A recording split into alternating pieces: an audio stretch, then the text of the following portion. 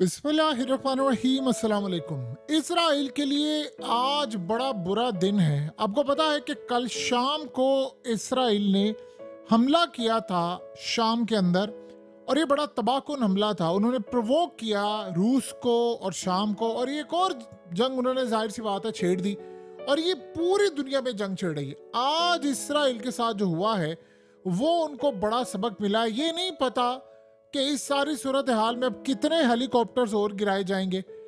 Israel का एक helicopter crash हो गया है। उनके मुताबिक जो असल में रेजिस्टेंट फोर्सेस हैं वो कह रही हैं कि हमने इजराइल का हेलीकॉप्टर गिरा दिया है, और ख़ास तौर पर यमन के अंदर इस पर काफ़ी जश्न मनाया जा रहा है कि इजराइल के हेलीकॉप्टर को हिट किया है और उसको गिरा दिया है। यानी आप ये सोचें कि चंद दिन पहले ऐसा हुआ था कि रफा के अंदर इनका यानी गजा में एक हेलीकॉप्टर गिरा था और जिसमें 5 के करीब इनके फौजी मारे गए थे।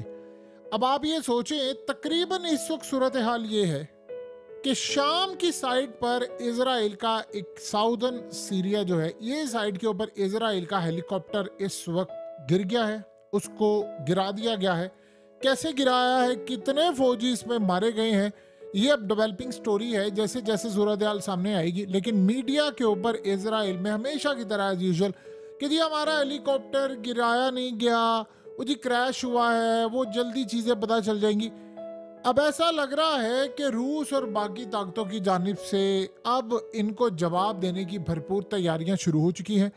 इसराइल का ये हेलीकॉप्टर खाली नहीं गिरा, मामला इससे भी ज्यादा। अभी तो आप ये सोचें कि आज इसराइल ने 3 दिन से लगातार जो सूरत हाल है एडमिट करना शुरू किया है कि 3 इलाकों में हमारे फौजी गए थे टैंक्स लेकर।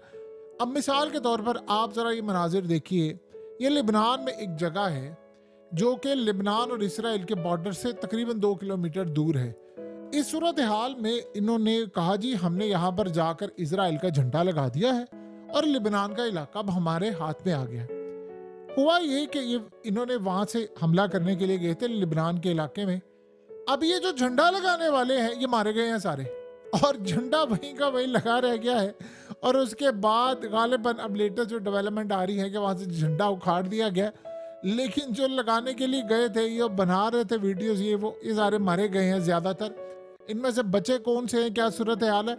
जो उससे भी ज्यादा हैरान कुन है कि 200 इनके जो कमांडोज हैं वो पूरी तरह जख्मी ऐसे हो गए हैं। ये वो वाले कमांडोज नहीं है जो गजा है किसी और, ये फ्रेश इन्होंने भेजे थे लिबनान में हमला करने के लिए उनकी फौजों के खिलाफ। उन्होंने इनके कमांडोज को अपाहिज बना दिया, मुकम्मल तौर पर अपाहिज कर दिया है। यानी वो दोबारा फौज में लड़ने के काबिल नहीं है।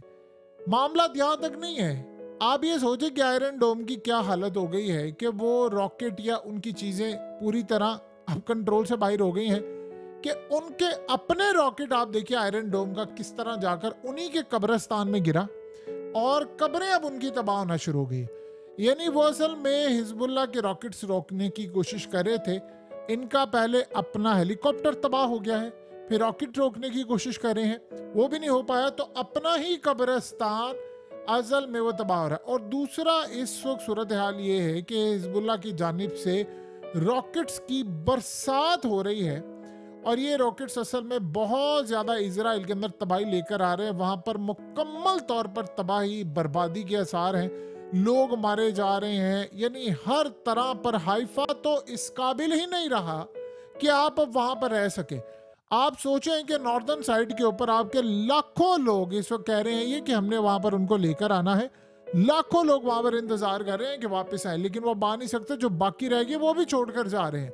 और जो कल बीबीसी ने पूरी डिटेल रिपोर्ट दी, उन्होंने बताया कि इस वक्त हालात ये बता रहे हैं कि जो इजराइल में रहने वाले वो कह रहे हैं जी हमें अब अपना फ्यूचर को यार नजर नहीं आ रहा।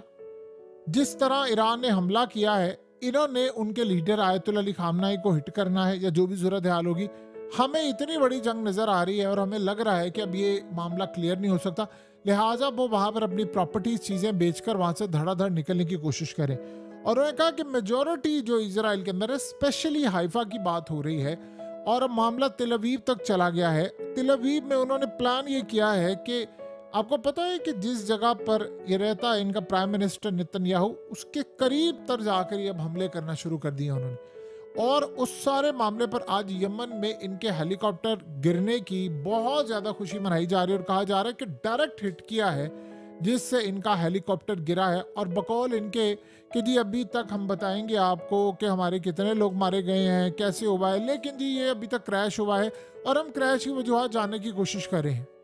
देखिए इस वक्त हजारों के हिसाब से रॉकेट्स मारे जा चुके हैं एक साल के अंदर और दर्जनों रॉकेट्स आज मारे गए हैं। यानी आप ये सोचें कि अभी इन्होंने कहा है कि 5 से 6 के करीब हमारे जो लोग हैं वो मुकम्मल तौर पर जख्मी हुए हैं। अब इजराइल की जो सिटी है हादिरा, वहां पर जाकर, ये सेंट्रल इजरायली सिटी है, वहां पर जाकर भी हमले कुछ शुरू हुए हैं।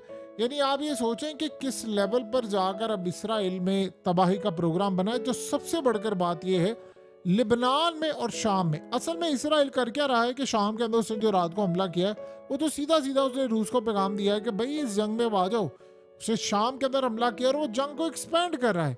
लिबनान में भी उसने काम किया था, अब वो असल में एक्सपेंड करता जाएगा। आपको दो चीजें होती हुई नजर आएंगी अनकरीब। अगला नंबर इन्होंने हमला जो करना है वो इराक में करना है। इराक से इन पर बड़े ड्रोन्स मारे जा रहे हैं। उसके बाद इन्होंने मिस्र हमला करना है और देन ये बात आप ज़हन में रखिएगा, शाम से होते हुए अनकरीब ये तुर्की पर हमला करने वाले। ये जितनी मर्जी आप कोशिश कर लें, अभी हमले नहीं रुकने वाले, क्योंकि उन्होंने जंग को एक्सपैंड करते जाना है।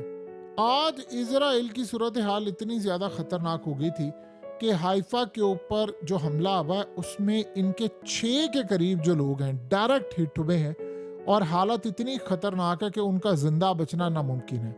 इसके अलावा किरियात शमूना के अंदर भी लिबनान ने रॉकेट मारे हैं। उन रॉकेट से भी पता ये चला है कि 2 लोगों को मार दिया गया है और इतनी बुरी तरह टारगेट किया जा रहा है कि अब सिर्फ वहाँ पर जनाजे उठाए जा रहे हैं। और सूरत हाल इजराइल की इतनी ख़तरनाक हो गई है कि उनके अब एरियाज शहर बाय शहर, वहाँ से मेनली देखिए इजराइल ने जो नुकसान किया है सिविलियन का वो तो ये लोग चाहकर भी नहीं कर सकते, लेकिन कंटिन्यूस उनके ऊपर जो हमले हो रहे हैं, जो उनकी फौजों को रोका जा रहा है, रेजिस्टेंस की जा रही है, ये इसराइल के लिए एक बड़ी परेशान कुन सूरत हाल है कि वहाँ पर आप झंडे लगाएं और आपको बाद में पता चले कि जी आप ही को मार दिया गया है, तो ये कोई सूरत हाल इसराइल के लिए कोई आइडियल सिचुएशन नहीं है। देखिए एक बहुत बड़ा हमला होना है और ये हमला बिल्कुल इस वक्त सर पर खड़ा है। नेतन्याहू ने सबसे पहले अपने वजीर दिफा का ट्रिप यूएस का अप्रूव किया, लेकिन अमेरिका की जानिब से इनको सपोर्ट नहीं किया गया तो उन्होंने ट्रिप कैंसिल कर दिया। अब असल में इजराइल ने देखा है कि जिस लेवल तक वो जा सकते हैं वो चले गए। अब गालिबन कुछ इजराइल खतरनाक करने के लिए जा रहा है। इवन आज आप देख लें कि इस वक्त एक गुफ्तगू होने लगी है टेलीफोन पर, हंगामी गुफ्तगू, और नेतन्याहू और बाइडन के दरमियान होने वाली। वो इनको कह रहा है कि लिबनान के अंदर हिजबुल्लाह की फोर्सेस ने हमारे खिलाफ महाज खोला है, रॉकेट्स की बरसात किरियात शमूना और दीगर जगहों पर हो रही है, हम एडवांसमेंट नहीं कर पा रहे। अगर आपकी जानिब से हमारे साथ कोई ताउन नहीं होगा तो फिर मामला बड़े ख़राब हो जाएंगे। यानी ये असल में नेतन्याहू धमकी आमेज़ मामले में कह रहा है। आपको पता है कि एक अमरीकी राइटर है, उसकी रिसेंटली अभी एक किताब में कहा गया, उसने कहा कि एक प्राइवेट जगह पर मैं बैठा हुआ था बाइडन के पास और वहाँ से इंफॉर्मेशन मेरे पास आई कि बाइडन ने नेतन्याहू को गालियाँ दी हैं। उसने कहा कि ये इतना घटिया इंसान है जिसने पूरे रीजन के अंदर जंग फैलाने का कारनामा सर अंजाम दिया है और वो जाहिर सी बात है उसके बाद पता है कि हमारे बेस के ऊपर कर रहा है। अब ये जो सारे के सारे मामला हो रहे हैं लिबनान के अंदर, उनको कामयाबी नहीं मिल पा रही। इन्होंने हसन नसरुल्लाह को मार दिया, इसमें कोई दो रहा, इनकी क़यादत को मारा है, लेकिन जो मेन टास्क है वो अचीव नहीं कर पा रहे। ये असल में चाह रहे हैं कि हिजबुल्लाह चूंकि हमें मार रही है, बहुत ज़्यादा बुरी तादाद के अंदर तबाही मचा रही है, तो ये असल में फोर्सेस जाए और आकर हमारी मदद करे। यानी अमेरिका किसी तरह फ्रंट पर आए, वो हमारी जंग लड़े आकर हमारी मदद करे और हमें यहाँ से बचाए। ये इस वक्त प्लानिंग हो रही है और अमेरिका इस पर राजी नहीं हो पा रहा। और आप ये सोचें कि इस वक्त ये जो कल शाम के अंदर इन्होंने हमला किया है वो इसी की कड़ी था शाम के अंदर, कि ताकि हम उसके बाद रूस को पैगाम दे सकें कि तुम इस जंग में कूदो और फिर हम हमला करें।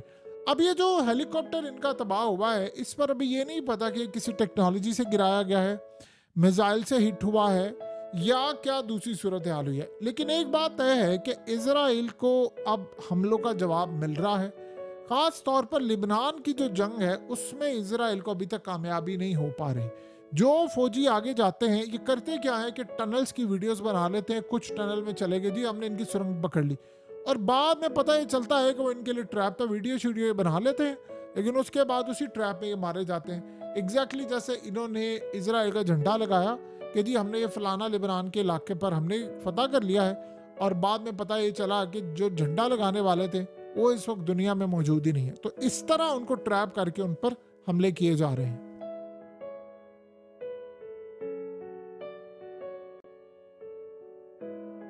हकीकत टीवी को सब्सक्राइब करना मत भूलें, वीडियो को लाइक करें, शेयर करें और कमेंट सेक्शन में अपनी राय का इजहार ज़रूर करें।